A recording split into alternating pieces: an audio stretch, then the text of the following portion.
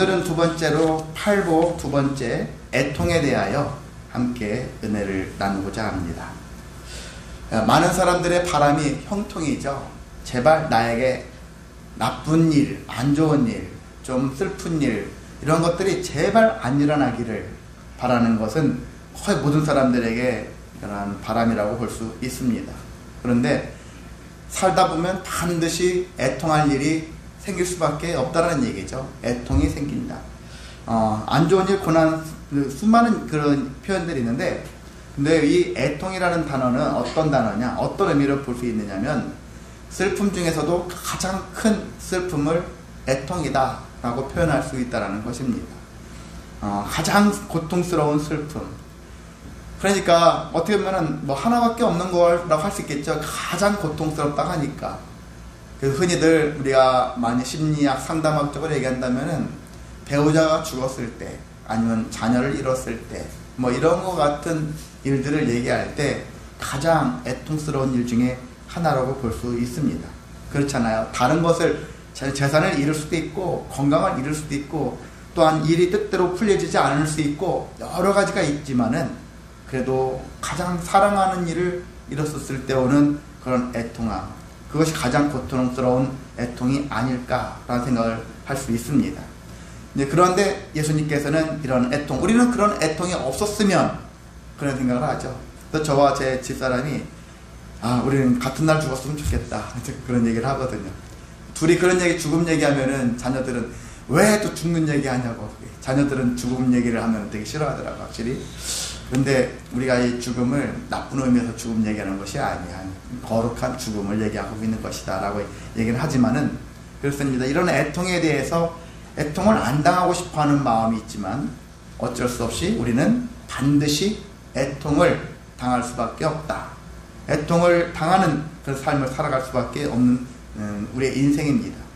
그래서 이제 예수님께서 우리에게 말씀하셨을 때는 너희에게 애통이 없기를 내가 바란다, 이렇게 호언 장담하는 분이 아니세요. 오늘 말씀을 보셨듯이 예수님은 반대로 애통하라, 그런 얘기를 하고 계셔요. 우리에게 애통해라, 애통하며 살아야 된다 라는 얘기를 하고 계신다는 것입니다. 그래서 우리는 분명히, 그럼 예수님께서 애통하라는 얘기는 우리에게 안 좋은 사건을, 안 좋은 일들이 발생하라는 의미로 우리는 저주하는 말씀이었을까? 그런 것은 아닐 것이라는 얘기죠. 그렇습니다. 그래서 예수님의 이런 명령은 애통하는 자의 심령을 살아라는 의미는 분명히 세상에서 언급되어져 있는 그런 애통과는 다른 차원의 애통일 것이다 라는 것을 우리가 말씀 속에서 발견할 수 있습니다. 그래서 우리는 무엇을 애통해야 될 것인가를 크게 두 가지 측면에서 함께 말씀을 나누려고 합니다. 그 첫 번째가 내 안에 반드시 있어야 할 것이 없다는 사실들을 발견했었을 때 우리는 애통해야 된다. 내 안에 있는 줄 알았는데 보니까 없어요. 그런 상태, 좀 황당하죠? 그런데 그런 일들이 우리 삶 속에서 참 많습니다. 있는 줄 알았었는데. 우리는 예전에 말씀 가운데 그랬죠? 교회란 무엇인가 했었을 때 우리는 교회예요. 우리가 건물이 아닌, 사람들이 믿는 자들의 모임이 교회라 했지 않습니까? 그러면서 우리 각자 한 사람 한 사람은 누구라겠습니까? 우리는 성전이다. 예루살렘 성전, 즉 그런 성전을 얘기하는 것이 아니라 우리 자신은 성전이에요. 성전이면서 교회다 라고 했지 않습니까? 성전이면서 교회가 갖춰야 될 것 중에 하나가, 가장 중요한 게 무엇일까요? 성전 안에 누가 계셔야 되죠? 하나님이 계셔야 되잖아요. 그러니까 우리가 성전이잖아요. 그럼 누가 계셔야 되죠? 하나님이 계셔야 되잖아요. 내가 성전인데. 그런데 나는 하나님이 계신 줄 알았어. 교회를 열심히 다녔거든. 나름대로 그냥 빠지지 않고 성실하게 다닌 편에 속했거든. 근데 돌아보니까 중요할 때 하나님이 계신가 했더니 안 계신 거예요. 그렇잖아요. 가끔 가정에서, 집이 큰 집 같은 경우는 자식이 있는 줄 알았는데 자식이 집에 없네. 그런 것도 있잖아요. 자식 입장에서는 부모님이 방에 계신 줄 알았더니 집에 부모님이 안 계시네. 그런 거 같은 거 있잖아. 그러한 식의 하나님이 가장 중요한 부분이, 그것이 하나님이 내 안에 계신 줄 알았는데 계시지 않은 거예요. 계셔야만 되는데 계시지 않는 상태가 황당할 수 있는데, 그럴 때 우리는 애통해야 된다. 삶 속에서 살다 보면, 이것저것 바빠서 살다 보면 그냥 우리가 입으로 습관적으로 하나님 하나님, 교회 와서도 찬양하고 또한 말씀 가운데 있지만 하나님과 뭔가 괴리감을 가지고 살아가는 게 있거든요. 내 안에 두지 못하고 내 바깥에 두면서 소통하고 있는 그런 상태, 우리는 그걸 뛰어넘어야 돼요. 저 밖에 계신 하나님이 아니라 내 안에 계신 하나님을 우리는 그렇게 찾아야 되고 만나야만 하는 것입니다. 그래서 하나님의 삼위일체 하나님, 하나님의 성령이 예수님이 내 안에 계신가 늘 점검할 필요가 있습니다. 그리고 그분으로 말미암아서 나의 삶이 은혜가 있는가, 은혜와 진리가 충만한가. 예수님이 그렇게 배우셨잖아요. 은혜와 진리가 충만하더라. 은혜와 진리가 충만하신 분처럼 우리도 그분과 같이 은혜와 진리가 충만한 삶을 살아가고 있는가. 사실 제가 여러분들께 선포하지만 저 자신도 은혜와 진리가 날마다 충만하지는 않아요. 일주일 동안 보면은 정말 근심이 날마다 이렇게 많은 것 같아요. 어떨 때는 내가 왜 이렇게 많이 근심하지? 이런 생각을 하면서 살 때도 많습니다. 정말 목사니까 그냥 이렇게 버티고 왔지, 내가 목사가 아니었으면 그 세상적인 관점에서 살아왔다면 더 많은 근심을 가지고 살 뻔했던 인생이라고 생각이 듭니다. 그 정도로 많은 사람들이 그럴 생각이 들어요. 여러분은 하루하루 내 안에 하나님이 계시고 그 하나님으로 말미암아서 은혜와 진리가 충만하고 있다는 사실들을, 그런 것들을 발견하고 있으십니까? 솔직히 돌아본다면 그렇지 못한 날들이 훨씬 많은 것이 엄연한 사실일 거라고 생각이 듭니다. 그래서 우리가 우리 자신을 돌아봤을 때 내 안에 주님이 계시지 않는다는 것을 발견했을 때 애통해야 하고, 또한 주님의 말씀이 내 안에 없다는 사실 때문에 애통을 해야 합니다. 어떤 삶의 방향을 잃었을 때는 왜 잃을까요? 말씀이 보이지 않기 때문에, 말씀이 있지 않으니까. 말씀이 있으면, 하나님의 말씀이 내 안에 있으면 그 말씀이 길을 제시하거든요. 없던 길도 만들어서라도 제시하거든요. 왜? 하나님이 그렇게 하시니까. 그래서 우리가 구약에 사막의 길을 내시는, 사막의 강을 내시는 하나님이라 했잖아요. 없던 것을 만들어내신 하나님이시니까. 그런데 내가 지금 방황하고 있어. 그 얘기는 하나님도 계시지 않거니와 하나님의 말씀까지도 계시지 않은 거예요. 진리가 내 안에 발견되지 않으니까 우리는 방황할 수밖에 없다는 것입니다. 그래서 우리는 또한 주님의 은혜가 없다면 모든 것이 짜증이고 그냥 우연이고 그냥 필연인 것처럼만 생각이 들고, 하나님의 은혜구나, 하나님의 은혜구나 라는 고백하는 게 없다면 그때도 우리는 애통해야 한다는 것입니다. 이것이 중요하거든요. 이 애통하는 마음들이 필요합니다. 세상에서 잃어서, 없어져서, 사라져서, 슬퍼서 애통하는 삶이 아니라 정말 주님으로 말미암은 것이 내 안에 없어서 애통하는 삶, 그 삶이 우리에게 필요한데, 근데 많은 사람들이 그런 일로 인해서는 잘 애통하지 않는다는 사실입니다. 그 대표적인 인물들이 누구냐면은 종교 지도자들을 얘기하고 있어요. 예수님께서 보통 많이 지적을 했죠. 바리새인, 서기관, 대제사장, 이런 사람들 있잖아요. 이런 사람들은 지도자들이에요. 영적 지도자라고 자처하는 사람들입니다. 근데 예수님께서는 그들을 향해서 일반 서민들한테 뭐라고 얘기하냐면은, 그런 자들이 말하는 바는 행하고 지키되 그들의 행위는 본받지 말라라고 얘기를 하고 있어요. 그래서 우리가 이 말씀 생각하면 그래요. 때로는 말과 행실이 다른 사람들이 있어요. 말은 진짜 기가 막히게 그 누구보다 저 말만 놓고 보면은 100점이다 할 수 있는 그러한 아주 명품의 그러한 말을 하는 사람들이 있습니다. 저도 그런 사람들 보면 부럽죠. 어떻게 하면 저렇게 말을 잘할까. 그런데 그런 사람이 있는데 그 사람의 앞과 뒤를 보면은 전혀 딴판인 사람들이 많다라는 거예요. 앞에서는 그럴싸하게 아주 멋있게 잘 사는 것 같은데 뒤에 보면은 도무지 본받고 싶지 않는 인생이에요. 정도도 어느 정도 괜찮아야지 그냥 좀 적당히 봐주는데 그렇지 못한 사람도 많다라는 것입니다. 그런데도 불구하고 예수님께서는 뭐라 하냐면, 그들이 말하는 바는 어떻게 하라고요? 행하고 지켜라. 그 자체는 여러분이 듣고 행할 필요는 있어요. 그래, 좋은 얘기구나. 그래서 그 살아야지. 저 사람이 질이 안 좋으니까 저 사람이 하는 말도 듣지 말자. 그런 자세가 아니라 저 사람 질은 안 좋지만 말은 자체는 좋네. 내 것으로 삼으면 되는 거예요. 저 사람은 저 사람의 인생이에요. 그 사람의 삶의 방식이 저렇게 되면 저 사람의 인생이고, 저 사람이 좋은 얘기를 했다면 좋은 얘기를 내 것으로 만드는 것은 내 몫이니까. 난 네가 다 싫어. 네가 싫으니까 네가 하는 말도 싫어. 이런 마음을 가지면은 그 선한 방법은 아니거든요. 친구들 사이에서 그런 게 있죠. 미워하면은 그 사람이 해는 어떤 말이든지 다 하나도 안 들으려고 해요. 근데 우리가 지혜로운 사람이라면 좋은 얘기는 듣자. 싫어할지 미워할지라도 좋은 얘기는 듣자. 이런 마음을 가지고 여러분이 사시기를 소망합니다. 그래서 이렇게, 근데 이들은 본받지 말아라. 뭘 본받지 말아요? 말은 그럴싸하게 하는데 행동은 소위 말해서 개차반처럼 하는 이런 행위를 본받지 말라는 얘기죠. 저 사람처럼 똑같은 행실로 살지 말라는 의미가 있습니다. 그래서 예수님께서는 그렇게 말씀하셨는데, 여기 그들이 말만 하고 행하지 않기 때문에 그들을 본받지 말라 하면서 마태복음 23장에서 말씀하고 있습니다. 그런데 제가 생각을 해봤어요. 말만 하고 행하지 않기 때문이다 했는데 무엇을 행하지 않았기 때문일까 했을 때는 그 행함이 다양하겠죠. 엄청나게 많은 다양성이 있을 거라고 생각이 듭니다. 의롭게 살아야 되고, 그리고 죄를 짓지 않는 것을 제가 의롭다는 얘기를 하고 있는데, 죄를 짓지 않는 인생, 그리고 착한 일들을, 선행을 베푸는 일, 그런 것들을 우리가 하는 것도 물론 중요하지만은 가장 근본된 마음이 있는데 그게 무엇일까?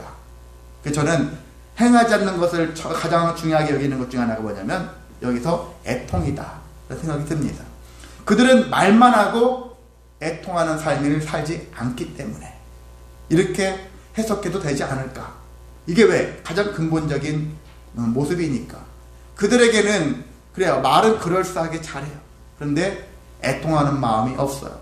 사람들한테 자기 지식을 전달하고 자랑하려고 하는 마음이 있을지 몰라도 사람들을 향해서 애통하는 마음이 없다라는 거예요.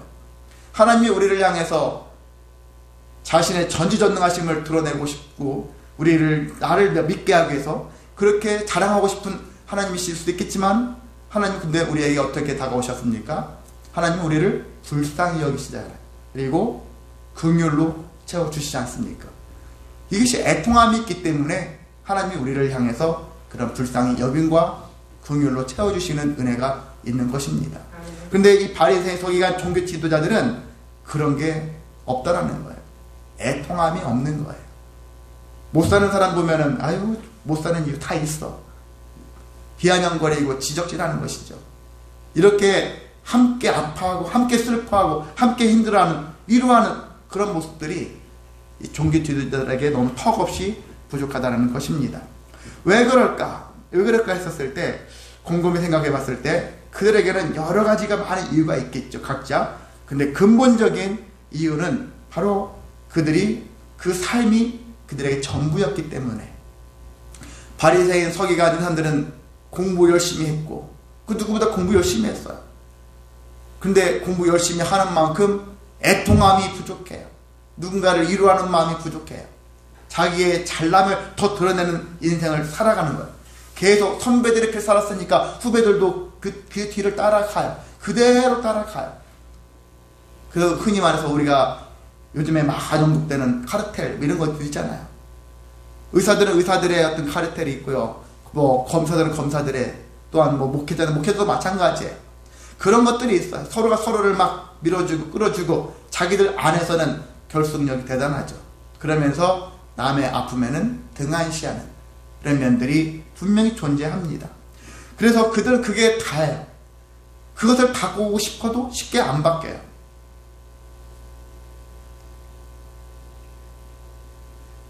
만약에 경찰이나 검사 같은 사람들이, 이 사람들은 죄를 끄집어내는 사람들이잖아요. 발견해서 하는 사람들이잖아요. 이 사람들을 보고 미래 비전을 제시하러 가면 잘 제시 못해요. 왜? 과거를 추적하는 사람들인데 미래를 향해서 추적하는 것을 하러 가면 하루아침에 되지 않는 거예요. 이런 것과 같은 것이죠. 여러분도 마찬가지입니다. 어릴 적부터 지금까지 살아왔잖아요. 살아왔던 것인데 하루아침에 그 길을 봐버리고 다른 길로 가십시오. 가고 싶어도 쉽게 못 가는 거예요. 쉽게 못 바뀝니다. 서서히 바뀔 수는 있겠죠. 한순간에 바뀔 수는 없는 거예요. 성격도 그렇고 기질도 그렇고 한순간에 바뀌지 않아요. 3살 버릇 여든 간다라는 말이 그냥 되는 게 아니에요. 저도 나이를 조금씩 먹어가면서 그 실감이 되어지더라고요. 과거엔 어릴 적에 이렇게 살았는데 어른 되어지면 확연히 다른 인생을 살겠지 했더니 그게 아니더라고요. 이미 저보다 더 오래 사신 분들도 더 많이 체험하고 있을 거라고 생각이 드는데 그렇습니다. 우리는 쉽게 뭐가 금방금방 마음 먹은 대로 그냥 바뀌어질 거라고 생각하는데 안 바뀌어져요. 지금까지 해왔던 것이 나의 인생의 전부인 것 같이 앞으로도 그렇게 또 살아가요. 확실한 어떤 계기가 없으면은 바뀌지 않은 상태로 그냥 그렇게 따라가요. 그렇게 살아가기 때문에 그런 문제들이 생긴다는 것입니다. 그 종교 지도자들의 문제는 이들만의 문제가 아니에요. 일반 백성들도 마찬가지입니다. 내가 지금까지 살아왔던 삶의 습성을 버리지 못한다면은 바뀌지 않아요. 계속해서 그냥 살아왔던, 부모가 살아왔던 걸 보자는 사람, 부모가 해왔던 방식대로 살아가요. 이것이 사람들의 모습이라는 것입니다.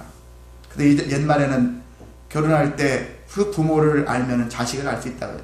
이 자식이 누군지를 몰라. 결혼 전에 자식은 참 착하고 순수했는데 근데 결혼하고 나면 전혀 다른 모습으로 바뀌어지는 사람들이 많거든요.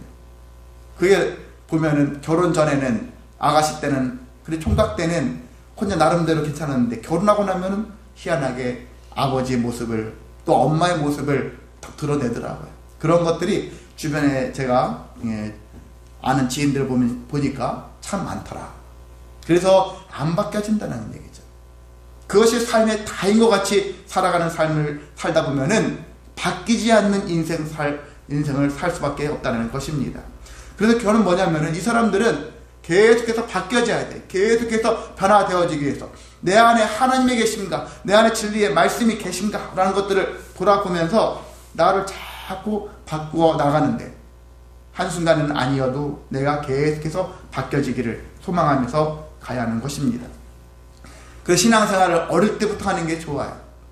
나이 먹어서 하게 되어지면 이미 자기 틀이 생긴 상태에서 신앙생활을 하게 되어지면 바뀌어지는 것들도 잘 안 바뀌어지거든요.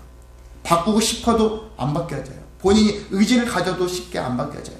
그런 거와 같이. 그래서 여기에 말씀을 생각할 때 우리는 그럼에도 불구하고 그래 안 바뀌어져. 해도 안 바뀌어져. 포기하자. 그러지 말고 그럼에도 바꾸려고 몸부림치는 것. 근데 누구를 통해서? 내 안에 계시는 주님 때문에 내 안에 계시는 진리의 말씀으로 그리고 은혜로 바꾸어 나가는 삶을 살아가시기를 소망합니다. 그렇지 않으면 어떻게 되어지냐? 이 바리새인 서기관들을 향해서 예수님이 뭐라고 얘기했죠? 이 외식하는 자들아, 외식하는 자들 이렇게 되어져요. 오늘날 교인들이 세상 사람들이 욕하죠. 왜 욕합니까? 외식하는 자들이니까, 위선자들이니까. 그들이 봤을 때는 위선이에요. 그들이 봤을 때는 외식하는 자들이에요. 진실이 없어요. 성실하지 않아요. 겉은 번지르한데 안에 보면은 너나 나나 똑같아. 이런 것 같은 나보다 더 심해. 오히려 위선 떠는 사람들을 세상 사람들 더 경멸히 여기는 것 같습니다. 그래 난 더러워 이렇게 말하고 시작하는 사람은 난 깨끗했는데 더 더럽게 해봐요. 그런 사람들이 더 욕을 얻어먹는 것 같이. 그러니까 우리가 이런 위선적인 자 그리고 외식하는 자 이런 자 되지 않으려면 내 안에 누가 계셔야 한다고요? 하나님이 계셔야 한다. 내 안에 진리의 말씀이 있어야 된다. 내 안에 하나님의 은혜가 드러나야 된다 라는 것입니다. 이것들을 여러분이 날마다 발견하면서 살아가시기를 소망합니다. 자, 다윗을 보세요. 다윗이 어떤 사람이었습니까? 다윗이 마냥 좋은 사람은 아니에요. 결과로 하나님의 마음에 합한 자다라고 성경에서는 얘기는 하고 있지만은 하나님의 마음에 드는 사람이래요. 근데 다윗의 일생을 보면은 그 사람이 모든 게 다 선하지는 않거든요. 대표적으로 안 좋은 사건이 있죠. 그 충성된 장군의 아내와 어떻게 보면 간통을 한 거죠. 이렇게 해서 죄가 발견되어졌는데 그래서 그걸로 인해서 다윗이 죄가 발견된 이후에 취한 자세를 보면은 얼마나 처절하게, 애절하게, 애통하면서 그렇게 간구했는지. 어떤 간구했습니까? 그것이 시편 51편 11절에 나와 있는데, 나를 주 앞에서 쫓아내지 마시며 주의 성령을 내게서 거두지 마소서. 이렇게 다윗이 고백을 했다는 거예요. 이게 바로 애통이에요. 돌아보니까 내가 미쳤나 봐. 내가 지금 무슨 짓을 한 거야. 이런 생각을 갖는 것이죠. 하나님이 내 안에 계시지 않으니까, 말씀이 계시지 않으니까, 은혜가 없으니까 범죄를 하는 거예요. 그러니까 이것을 선지자를 통해서 지적을 받고 깨우치면서 통회하는 거예요. 자복하는 거예요. 애통해하는 거예요. 가장 큰 애통은 다른 게 아니죠. 하나님이 내 안에 계시지 않구나. 성령이 내게서 떠나버리는 이 사건이야말로 가장 큰 애통이다. 다윗은 그렇게 고백을 했다는 것입니다. 그렇습니다. 우리도 다 똑같죠. 인간적으로 다윗 못지않게 우리도 죄를 짓고 삽니다. 그럴 때마다 우리는 다윗처럼 성령이 떠나갈까 두려워하는 마음, 은혜가 사라질까 두려워하는 마음, 이런 마음을 가지고 애통하는 심령으로 살아가시기를 소망합니다. 이제 두 번째는요, 내 안에 없어야 할 것들이 버젓이 발견될 때 애통을 해야 한다는 사실입니다. 마태복음 15장 18절에서 20절에 있는 말씀에서 보면은 예수님이 하신 말씀인데요, 사람의 입에서 나오는 것들이 있는데 어떤 것들이 있냐면 악한 생각, 살인, 간음, 음란, 도적질, 거짓 증거, 해방, 그 외에도 많겠죠. 예수님이 이런 것들을 열거를 하셨는데, 이런 것들은 마음에서 나오는데 이것들이 사람을 더럽게 한다는 거예요. 이런 것들이 사람을 더럽게 한다. 악한 생각, 살인, 간음, 음란, 도적질, 거짓 증거, 해방, 이런 것들 있잖아요. 우리가 다른 건 안 하고 있어 했는데 우리가 은연 중에 제일 많이 하는 것이 해방이에요. 거짓 증거. 내가 살아남기 위해서 거짓을 얘기하고 있고, 다른 사람 잘 되는 것들을 시기해서 그 사람이 잘못되어지기를 해방하려고 하는 마음들이 존재하는 것들이 우리에게 있어요. 이게 다 악한 생각이죠. 한마디로 이걸 다 포함하면은 죄라는 거죠. 죄가 내 안에 없어야 되는데 내 안에 죄가 발견되어지기 시작해요. 그럴 때 애통하라는 것입니다. 애통해야 된다. 이제 바울을 보세요. 바울이 어떤 얘기 했습니까? 로마서 7장 24절에 보면은 자기 자신을 뭐라고 표현했냐면은 나는 곤고한 사람이다. 곤고하다. 스스로 뭔가 곤란한 상황에 갇혀 있어요. 그리고 이 사망의 몸에서 누가 나를 건져내랴, 이렇게 탄식하면서 고백을 하고 있습니다. 그리고 디모데전서 1장 15절에도 자기 자신을 나는 죄인 중에 괴수입니다. 죄인 중에 괴수, 제일 우두머리죠. 괴수가 제일 안 좋은 곳은 제일 우두머리예요. 바울이 왜 이런 고백을 했었을까? 자기가 하나님 앞에 설 때마다 이제는 이 정도면 됐지, 이 정도면 됐겠지, 이런 생각을 가지고 섰을 거라고 생각이 들어요. 그런데 하나님께 나아갈수록 어떤 생각이 드냐면은 내가 아직도 부족한 자구나, 아직도 모자란 자는 걸, 아직도 연약한 자구나, 아직도 완악한 자이면서 추악한 인생이구나 라는 것들을 발견한다는 것입니다. 그렇다면은 여러분, 바울이 전적이 있었지. 물론 있었었죠. 예수님 만나기 전에 예수님 믿는 자들을 잡아 가두는 그런 역할을 했었으니까 전적은 있었겠지만, 예수님을 믿고 난 다음에도 이후에도 계속 이런 고백을 하면서 바울이 살았던 거예요. 그럼 바울이 이선을 떨었고 그리고 외식하며 살았고 다른 종교 지도자처럼 하며 살았을까? 그렇지는 않았다는 거예요.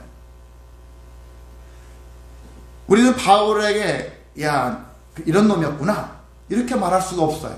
왜냐하면 바울이 자기가 어떻게 고백하고 있냐면은 빌립보서 3장 6절에 보면은 나는 율법의 의로는 흠이 없는 자다. 율법을 갖다 대어서 율법의 기준으로 나를 막 재단하게 되어지면 나는 흠이 없는 자야. 죄인이 아니야. 그렇게 얘기할 수 있는 것. 그만큼 바울은 그 누구보다 율법을 잘 지키면서 살아갔던 사람이에요. 깜빵에 가둘 일이 없는 사람이에요. 범죄를 저지른 사람이 아니라는 얘기예요. 그럼에도 불구하고 자기 자신이 하나님께 생각이 나아갈 때마다 느껴지는 것은 자꾸 자기의 악한 생각들 있잖아요. 이러한 아까 예수님이 말씀하신 그런 악한 마음들, 이런 것들이 불쑥불쑥 떠오르고 자꾸 나의 죄가 떠오른다는 것이거든요. 왜 그러느냐? 하나님 앞에 나아가면 하나님은 절대 선이거든요. 절대 선이에요. 절대 의예요. 색깔로 치면은 하얀색이에요. 하얀색도 그런 하얀색이 없을 정도로 적당히 그냥 하얀색. 여러분이 보면 그냥 깨끗한 것 같죠? 근데 우리 잘 보면은 깨끗하지 않아요. 뭔가 모르게 먼지도 꼈고, 여러분 우리가 눈이 좀 좋지 않아서 그렇지 명확하게 그 자체 100% 하얀색은 아니거든요. 근데 그 하나님 앞에 나아가면 우리의 그 작은 점마저도 눈에 보일까 말까 하는 점까지도 선명하게 보여진다는 것이거든요. 그 여러분이 혼자 하나님께 나아갔을 때, 고백할 때, 하나님, 저는 쟤네들보다 제가 참 잘 살아왔죠? 칭찬해 주세요. 이렇게 고백할 줄 알았는데 하나님을 만나면 만날수록 그게 아닌 거예요. 하나님, 저도 저 사람들을 얘기할 필요도 없을 정도로 내가 죄인입니다 라고 고백할 수밖에 없는 그런 상태가 되어진다는 것입니다. 그래서 예수님을 처음 만난 제자들, 바울도 그랬고 다 고백하잖아요. 예수님 만나고 나서 고백한 게 뭡니까? 나는 죄인입니다 라고 고백하는 거예요. 그래서 예수님 만났는데, 지금까지 신앙생활 하는데 나는 죄인이다라는 고백을, 진실된 고백을 한 번도 못했다면은 아직 하나님을 못 만난 거예요. 전 단언할 수 있습니다. 하나님을 만났다면, 만난 사람이라면 나는 죄인이다 반드시 고백할 수밖에 없다는 사실입니다. 그래서 우리가 아직 나는 죄인이라는 고백을 못했는데요, 만약 돌아본다면, 그래, 내가 아직 하나님을 만나지 못했구나. 만나려고는 시동을 걸었지만 아직 제대로 만나지는 못했구나. 하나님을 진정 만났다면 이런 고백이 있을 수밖에 없는데, 바울이 우리한테 그런 걸 보여주는 거예요.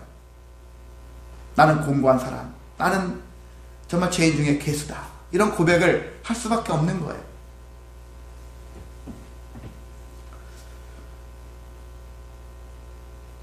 이에 우리는 이제 돌아봅니다. 이 바울이 죄를 고백할 수 있었던 것은 자기 죄를 발견했기 때문에, 내 안에 죄가 발견되어졌기 때문에, 하나님도 발견되어지지만 죄도 발견되어졌기 때문에 애통을 하는 마음을 가지고 살았다는 것입니다. 그래서 우리도 우리 안에 하나님이 계시지 않다면, 그리고 우리 안에서 죄가 발견되어졌다면 애통을 해야 한다라는 사실입니다. 또 추가적으로 얘기한다면, 내가 구원의 확신이 없다면 그때도 애통을 해야 돼요. 내 믿음이 흔들리고 있다면 그때도 애통하시기를 바랍니다. 순종이 없다면, 섬김도 없고 은혜를 고백하지 않는다면, 계속 누군가를 원망하고 아니면 포기하고 싶은 마음들만 더 가득하다면 그때도 우리는 애통을 해야 되겠죠. 그래서 우리가 이렇게 외식 이선의 삶을 살게 되어진다면은 바울의 고백처럼 내가 이 곤고한 삶에서 벗어나기를 위해서 여러분이 간구하시기를 소망합니다. 이 사망의 몸에서 내가 빠져나가기를 간구하시기를 소망합니다. 내가 죄인 중에 괴수다라는 이 삶 속에서, 내가 죄인 중에 괴수라는 이 몸의 상태에서도 벗어나기 위해서 애통하시기를 소망합니다.